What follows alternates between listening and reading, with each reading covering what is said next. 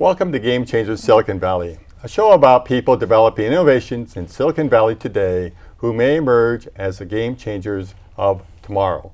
My name is Jim Connor. I'll be your host. The first segment of tonight's show will address the challenge women face in attempting to reconnect to the professional community after taking a leave of absence. My guests are Farah Chadwick, CEO of StartApparel, and Catherine Berman, entrepreneur and former senior vice president at Astea. Good evening and welcome to the show. Let's start with you, Farah. Tell me a little bit about StartApparel. StartApparel is a community site where we facilitate connection between professional women looking to re-enter the workforce and companies who have job openings. The site is set up so that the women can post resumes and companies post jobs and they connect with each other. This site allows women to get started, and there are other sites that also provide a similar service, gets the connection going, and then you have been a coach to help women to actually close the deal. Is that a fair statement? Absolutely, absolutely. So in my work with Astea, I was privileged to work with hundreds and hundreds of women entrepreneurs. And throughout that, I met some fantastic women who experienced exactly the problem that Farah is addressing, which is, you know, when you get to 4+ years outside of the workforce, it can be incredibly challenging to re-enter, and for various reasons, but I always reflect on it as threefold. First, when you try to get back in, you've got a gap in your resume, strike one. Secondly, when you try to get back in, you usually have a gap in technical skills, potentially, strike two. And last, your network has probably been less close, less consistent, strike three. And so you put together those strikes, and so unfortunately most women try to re-enter and already feel that lack of confidence. That's right. So when you have sites like Farah's StartApparel and other platforms, it really does provide needed access. My coaching tends to reflect more on the last portion of it. How do you get back your network to really get that first job? So what is the key then? Let's just say I'm not a woman, obviously, but if I was, I've been 7 years out of the workforce. Technology's changed. Social networks have come up. Everybody has a Facebook account and updated LinkedIn. What's the first step in your process? In our first process is you go to our website, www.startapparel.com, you register and post your resume. As soon as your resume is posted, I will schedule an informational interview on Skype. We assess your background, your resume, your skill set, your education, your positioning. Would you want part-time, full-time? We address resource gap. We are partnered with Nova and ProMatch, Work to Future, Dress for Success. So if you need all of those resources, we direct you to that. You can take LinkedIn classes, resume writing, interviewing skills. We provide the full gamut of helping you become confident again and becoming employed. Right. So that's a pretty big spread of services you're offering. A, are they free? But most importantly, B, how do you personally make that assessment and suggest that to the person? And secondly, how open are they to taking that suggestion? Yeah, so the service is free for women at the moment. The companies do pay a small subscription fee for posting jobs. As far as being open, they are. I mean, as Catherine said, you know, by the time they get to us, they're low in confidence, they're very eager and hungry for an opportunity, and they're really excited to be part of a site that's really going to help them take it to the next level. Okay, so let's say they've upgraded the wardrobe, they've read a few articles so they're current in their profession, maybe taken a class or two, a seminar, read some blogs. Now they go to the first interview. What happens now in the first interview that allows them to start getting traction or not getting traction? Yeah, I think it's twofold. I think one is the interview itself, and secondly, and probably most importantly, is what did you do pre-interview, right? So the interview itself, fantastic techniques. I'm sure Farah's organization addresses some of those of how do you comport yourself in an interview correctly, and how do you make sure that, you know, you're addressing topical themes, and obviously did your homework on the position. But I would say even more important is what you did before that, doing your homework on the organization, making sure that you have the competitive advantages and why that specific industry, why that specific opportunity and company, as opposed to I just want to re-enter the workforce. And I think most savvy women already know that. But secondly, making sure that you are also utilizing your network. And so if you do know individuals who are already at that company, what are you doing to stay in contact, and what are you doing to find out what are the real needs inside that organization, and how can I provide the most value? How can I be the most competitive candidate? So I think it's a matter of both inside the interview, but also the heavy pre-work that's important.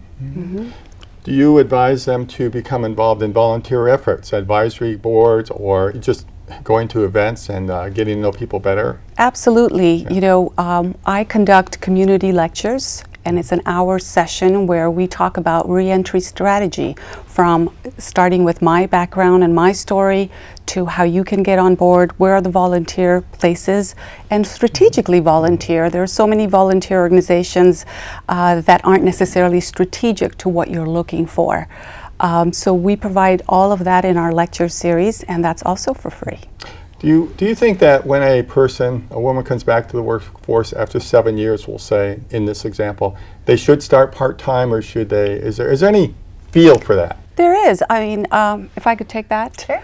So the younger the children, the more flexibility the mothers need.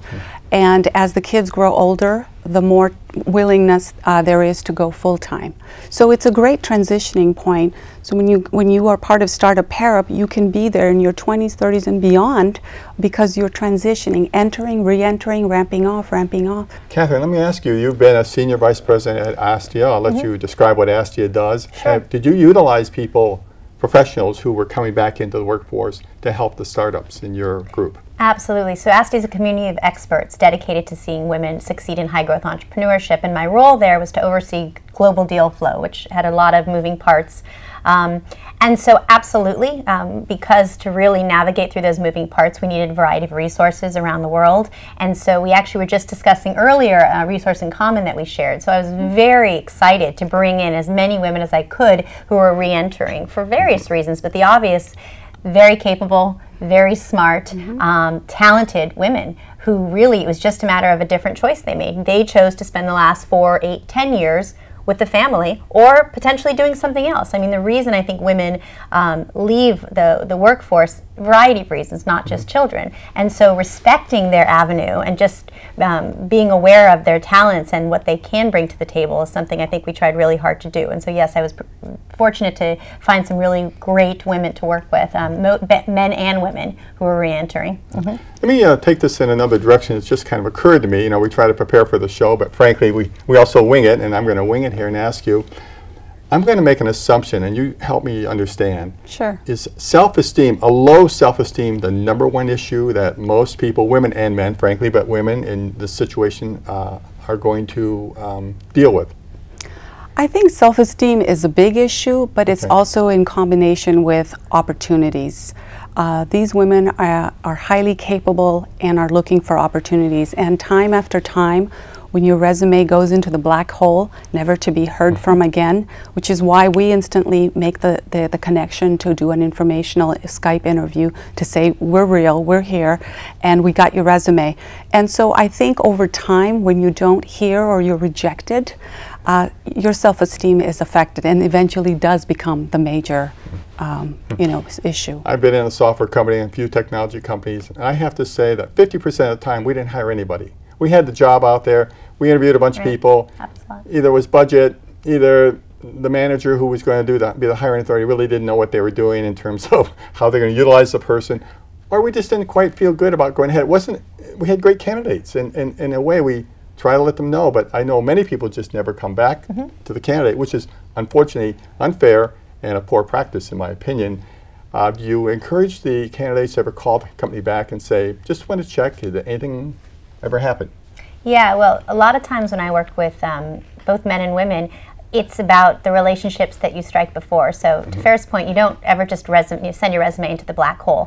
How are you navigating your network so that you do have relationships that you can follow up with? Certainly, absolutely, there are appropriate and professional ways that you can be persistent. And the reality is, just as you were really busy when you were in the workforce, so is that recruiter, so is that hiring manager, so is that potential boss. And so putting yourself back in their position, knowing that their inbox is probably full, gives them a different perspective, as well as, again, having those strong relationships that internally are hopefully championing the position for you, so you're not alone in trying to get it. What are you going to do next? What's your next situation coming up? I mean, you left Astea. I can't reveal. I'm sorry. I can't reveal on camera because I've said, no, I'm actually taking a position with a global firm as managing director. I'm going to be running one of their strategy divisions, but still getting to coach entrepreneurs on the side. Are you going to hire some women? Yes. Are you kidding me? Of course. Of course. I think, one of the best things I learned at Astea, the strongest teams are men and women, 50-50. Well, absolutely. And so that will be my team. And that's the challenge, that many teams in Silicon Valley are so male-dominated that they miss that part of the world. Right.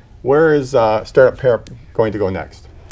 Well, we really want to change the face of how women enter and re-enter the workforce. And we want to provide competitive edge to businesses to utilize this unique talent pool. I mean, if we look at how companies hire talent, 79% of companies hire talent using LinkedIn. And we're not LinkedIn yet, but we're sort of this LinkedIn for our demographics. Okay. Yeah. All right. But you do more than LinkedIn does, quite a bit more. Well, yeah, absolutely. I've We've hired got from LinkedIn, amazing. that's why I say that. Well, thank you. I mean, we've got amazing resources, and the beauty of our site is, if you post a resume and you're too busy, companies can always be viewing your resume and connect with you directly, and vice versa. So we're trying to really change the face of women and professional careers, and how to really balance the whole thing throughout their lives. Right. And also for the future generation, this is a huge deal. True. You were a hiring authority before, correct? Yes, I previously owned my own consulting and training company where we trained engineers on software development tools. Our clients consisted of Cisco, Oracle, HP, among others, and it was fairly successful. And then I took time off to, raise a family. You did. How many years did you take off? Well, it was 10 years. It was 10 years? Yeah. And so when you came back, did you start this, or did you go back to work? So I was fortunate enough to find an opportunity after many, many resumes in the black hole, of course affecting self-esteem and wondering about, what's my value professionally, and what kind of salary can I garner. But I was fortunate enough to find a startup opportunity where I volunteered for a few months, and they liked me enough to offer me an equity role, and that really helped me learn about the startup world. And although I declined the opportunity, I started StartApparel to help other women, to help them with this challenge, and also really provide real value to companies seeking talent. You both have been remarkably insightful and interesting guests. I want to thank you both for coming. Thank you. Farah Chadwick, Catherine Berman. And I want to say that perhaps you've opened up my eyes a little bit to say we should do maybe a follow-on show about the negotiation process. How do you negotiate salary, expectations? The time went a little faster than I thought it would be. Yeah. And all those things are still left on my plate to ask you about. So I want to thank you both for coming. Thank you for having me. And I really enjoyed it, and I think it's a great subject to talk more about. Thank you.